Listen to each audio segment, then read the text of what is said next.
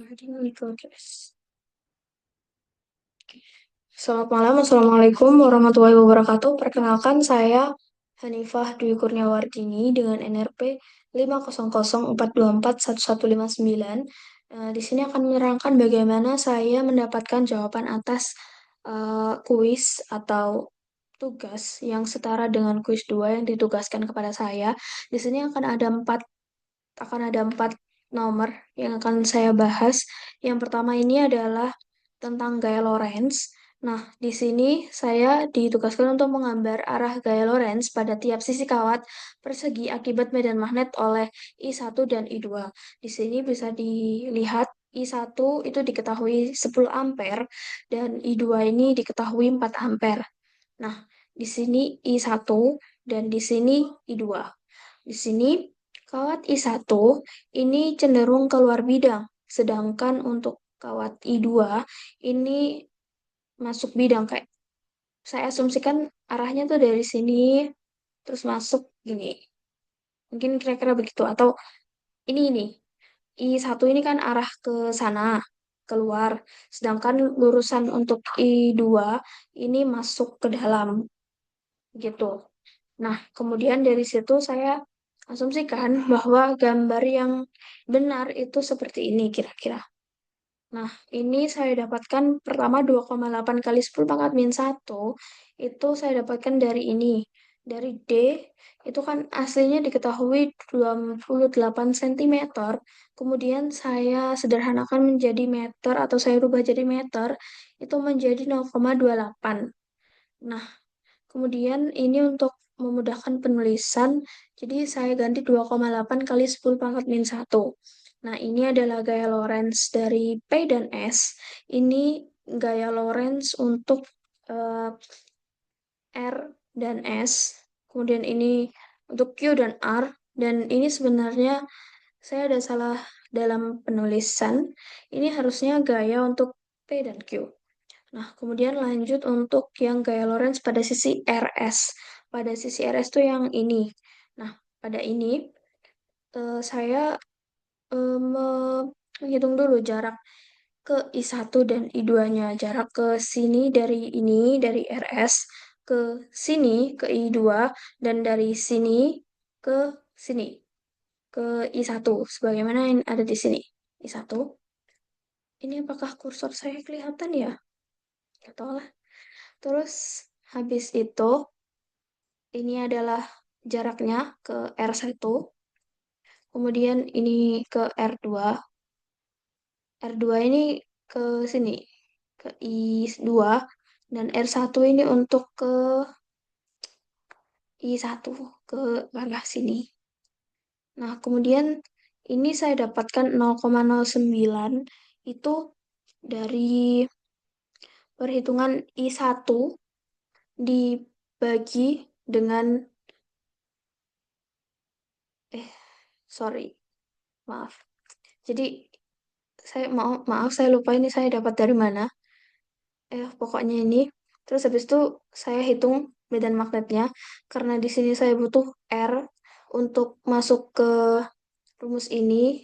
Jadi saya cari R1 dan R2 tapi mohon maaf saya lupa bagaimana saya mendapatkannya. Kemudian saya masukkan semua angkanya ke sini. Ini mu 0 I per 2pi kali R. Ini R1 untuk medan magnet 1. Ini untuk medan magnet 2 saya pakai 0,19 sebagaimana yang saya dapatkan di sini. Nah, kemudian ini hasilnya setelah dihitung dengan kalkulator saintifik untuk medan magnet yang pertama ini 2,222 kali 10 pangkat min 5 dan untuk medan magnet yang kedua yaitu 4,21 kali 10 pangkat min 6. Nah, lalu untuk resultan medannya, untuk resultan medan magnet ini adalah B total sama dengan B1 min B2 di mana ini saya kurangkan, kemudian inilah hasilnya 1,801 dikali 10 pangkat min 5. Nah, kemudian untuk menghitung gaya Lorentz, di sini ada rumus F sama dengan I 3 kali L dikali B total. Maka dari itu tadi saya kan di sini menghitung untuk mencari B total karena B total ini dibutuhkan untuk mencari gaya Lorentz. Di sini saya masukkan untuk I3-nya dan sejumlah 2, mohon maaf, maksudnya satuan atau hasil I3-nya 2, kemudian L-nya 0,1, dan B totalnya 1,801 kali 10 pangkat min 5. Setelah dihitung, begini hasil yang didapatkan yaitu 3,602 dikali 10 pangkat min 6 N. Kemudian yang C yaitu gaya Lorentz di sisi PS. Di sisi PS itu berarti di sisi yang ini. Di sisi ini, jadi ini ke bawah sini. Nah, karena ini persegi, maka panjang sisinya sama, yaitu L-nya sama dengan 0,1, maka B totalnya juga sama, karena sama juga jaraknya, karena ini benar-benar di tengah-tengah. Jadi F-nya sama dengan ini, gaya Lorentz-nya sama dengan yang untuk RS. PS ini pun juga 3,602 kali 10 pangkat min 6. Kemudian untuk nomor 2, ini ada kawat 1 dan kawat 2. Kemudian ini sebenarnya adalah kayak titik-titik begitu, mungkin karena di scan saya tidak terlalu kelihatan. Dan ini L per 2. Dan ini adalah titik P. Nah, diketahui kawat 1 itu ini, ini sama dengan I1, itu gaya, bukan gaya. Kayak ini ada 1,2 ampere, arahnya ke atas, ke gini, gitu kan. Terus yang ini kawat 2, diasumsikan I2, nilainya 1,5 ampere. Nah, ini arahnya ke bawah. Nah, panjang kedua kawat itu adalah L, alias sama kan di sini. Karena ini panjang kawat 1 dan kawat 2 tidak ditemukan perbedaan pada soal. Kayak di soal itu tidak ada diketahui bahwa kawat 1 dan kawat 2 ini berbeda. Jadi saya asumsikan sama. Kemudian di titik P ini, saya juga mengasumsikan bahwa dari kawat 1 ini adalah 0,1 M dan dari kawat 2 ini 0,15 M. Karena di soal tidak diketahui em, nilai L-nya berapa. Jadi saya asumsikan, nah kemudian saya dari sana bisa menjawab soal pertama yaitu medan magnet di P oleh kawat 1, yaitu B1 sama dengan mu 0 I1 per 2 pi R1. Kemudian ini nilainya saya masukkan 4pi kali 10 pangkat min 7 kali 12. Apakah ini 12? Maaf, ini 1,2. Komanya tidak kelihatan. Kemudian yang ini 2pi kali 0,1. Nah, pi dengan pi dicoret, kemudian 2 dengan 4 dicoret, menyisakan 2. Kemudian di sini ada hasil akhirnya yaitu 2,4 kali 10 pangkat min 6 T. Ini arahnya masuk ke bidang. Yang kedua ini adalah medan magnet di P akibat kawat 2. Berarti akibat ini, kawat 2 yang ini, yang arah masuk ke bawah. Nah, kemudian ini juga sama rumusnya yaitu mu 0 I2, cuma diganti I2 saja sama R2-nya berapa. Itu kemudian coret-coret, dicoret habis, kemudian 2 dengan 4, 2, ini dikali, jadi hasilnya adalah 2,0 dikali 10 pangkat min 6 T. Nah, untuk ini arahnya adalah keluar bidang karena arusnya ke bawah. Jadi tetap ikut ke ini. Ikut yang diketahui ini karena arahnya ke bawah, berarti arahnya keluar bidang. Sedangkan yang A itu arahnya masuk bidang karena arahnya ke atas. Tuh, semoga bisa dipahami. Kemudian yang C, ini ada resultan medan magnetik P. Resultan berarti kan B total. Nah, ini B total, saya B1 min B2. Ini nilainya saya masukkan, kemudian ini adalah hasil perhitungan. Nah, 0,4 kali 10 pangkat min 6. Nah, ini arahnya adalah masuk ke bidang karena B1 lebih besar daripada B2. karena B1 yang arahnya masuk bidang ini lebih besar daripada arah yang keluar bidang. Jadi otomatis semuanya atau resultan medan magnet tipe ini adalah menuju ke dalam bidang. Kemudian yang nomor tiga.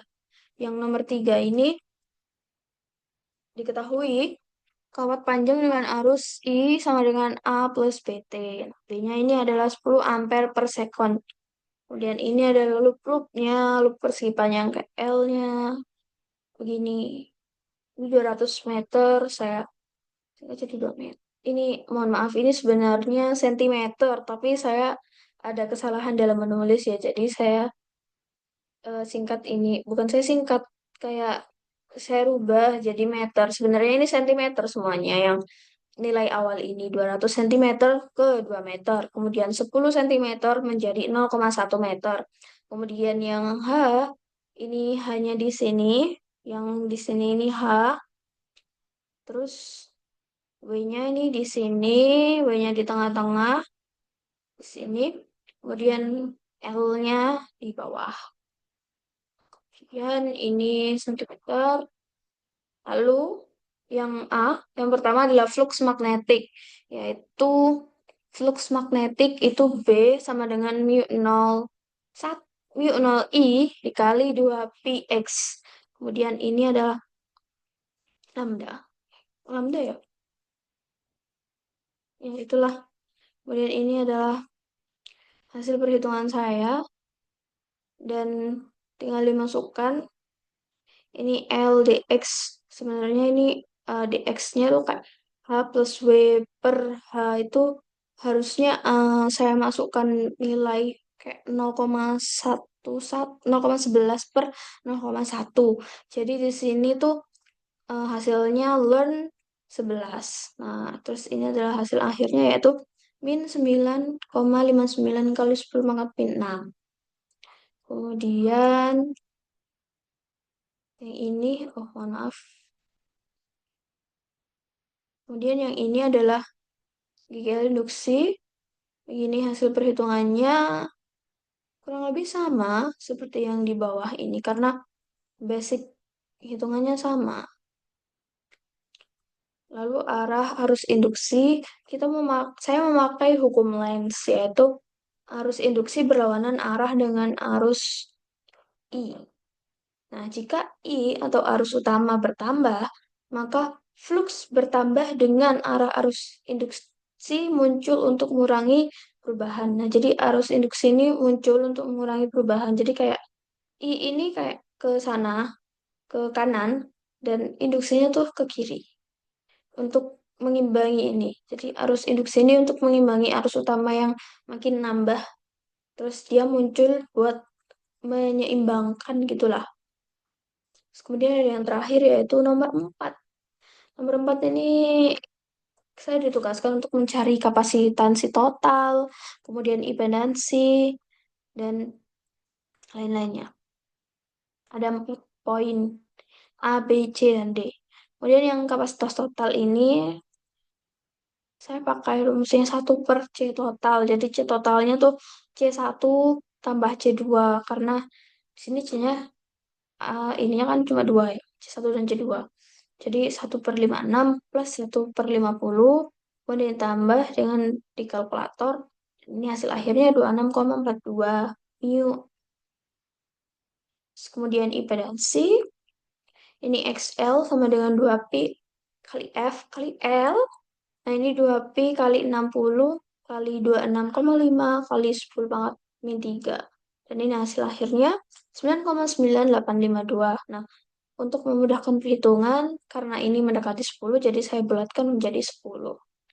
Kemudian ini adalah XC, 1/2Pi kali F kali C, kemudian nilainya dimasukkan, dan dapatlah 1,004. Sebenarnya bisa saja saya bulatkan menjadi 1, tapi saya ingin ada angka di belakang koma untuk lebih teliti atau rinci untuk perhitungannya.